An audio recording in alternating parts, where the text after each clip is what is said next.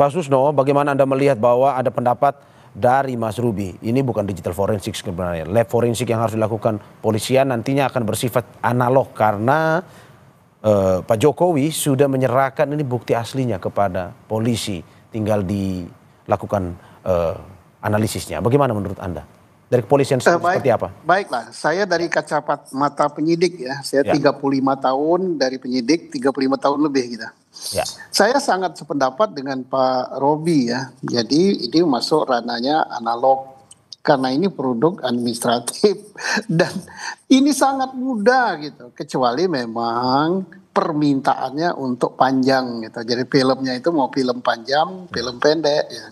Kalau film pendek ini gampang sekali. UGM-nya kan masih ada.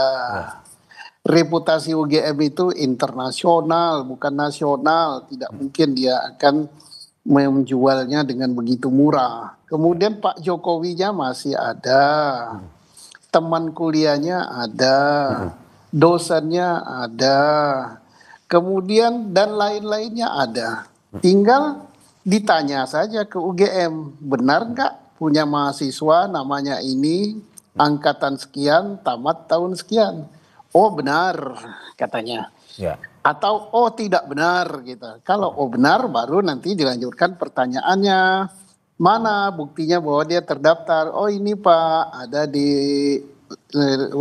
buku induk kami nomor sekian, fotonya ini hasil ujiannya, ini berarti proses ijazah itu sampai dengan tamat benar. Nah sekarang ijazah yang dipegang oleh Pak Jokowi itu yang dilihat, ya. Jadi prosesnya sudah benar kan, misalnya, atau tidak kuliah berarti prosesnya tidak benar. Nah sekarang yang diributkan jangan yang ditampilkan di medsos kan, yang dokumen aslinya. Nah setelah dokumen aslinya dilihat, nah betul nggak ini ijazah yang Bapak keluarkan? Ya betul gitu, maka tamatlah riwayatnya gitu. Atau oh tidak betul, kami tidak pernah memberikan ijazah sama Pak Jokowi, maka berarti itu prosesnya palsu, ijazahnya pun palsu. Ya. Tapi kalau prosesnya benar, ijazahnya benar, nggak perlu diforensik.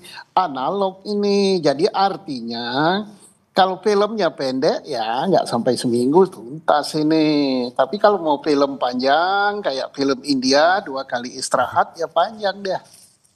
Oke, kalau misalkan untuk filmnya panjang atau filmnya pendek, menurut Anda Pak Susno, filmnya pendek ini apakah perlu seperti yang tadi disampaikan, Pak Jokowi harus menunjukkan ijazahnya ke depan publik karena ini sebenarnya yang ditunggu-tunggu kan, bukan di polisi, bukan di ini, tetapi bagaimana Presiden ke-7 Republik Indonesia Joko Widodo menunjukkan ini ijazah saya. Menurut Anda seperti itu atau gimana?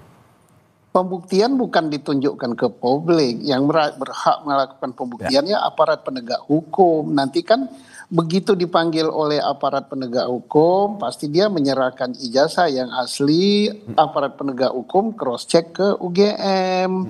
Setelah asli, ya tak perlu Pak Jokowi yang nunjukkan. Jadi yang nunjukkan siapa? Aparat penegak hukum sebagai pers rilis, pertanggungjawaban penyidikan pada masyarakat, pertanggungjawab publik kami sudah lihat.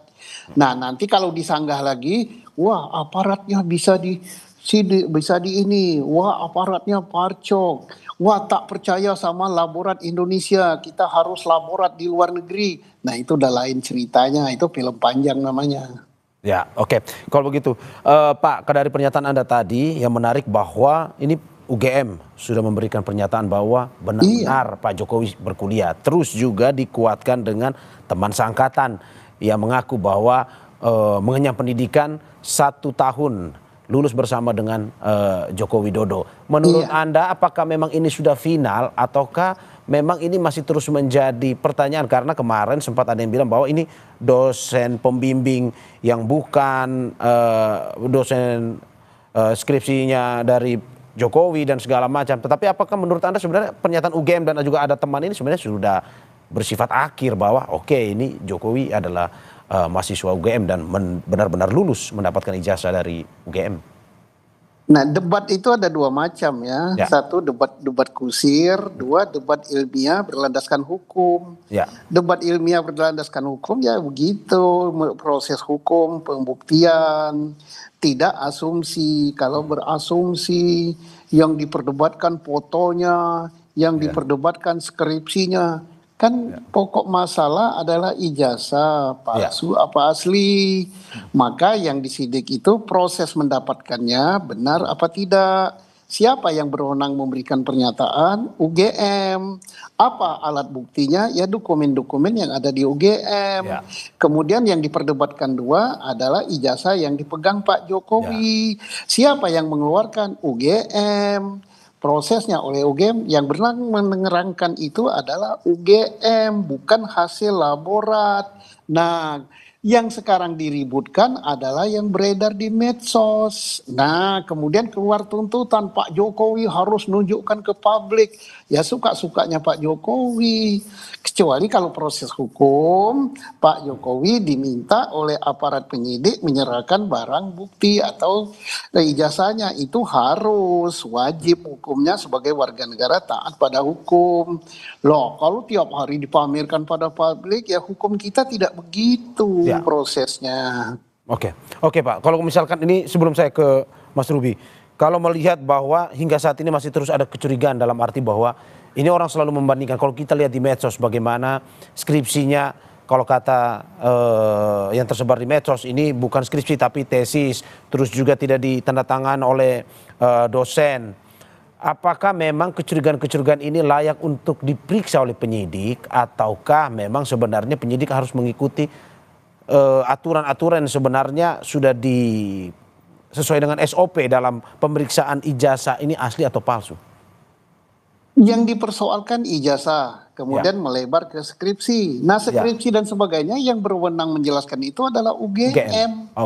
Bukan publik. Nah, tetapi suara pelapor itu kan diadopsi dengan pemeriksaan saksi pelapor. Tapi apa yang dijelaskan oleh saksi pelapor selaras dengan yang dijelaskan oleh UGM atau tidak? Kalau tidak, berarti yang benar siapa? Yang benar ya UGM, dia yang ngeluarin kok.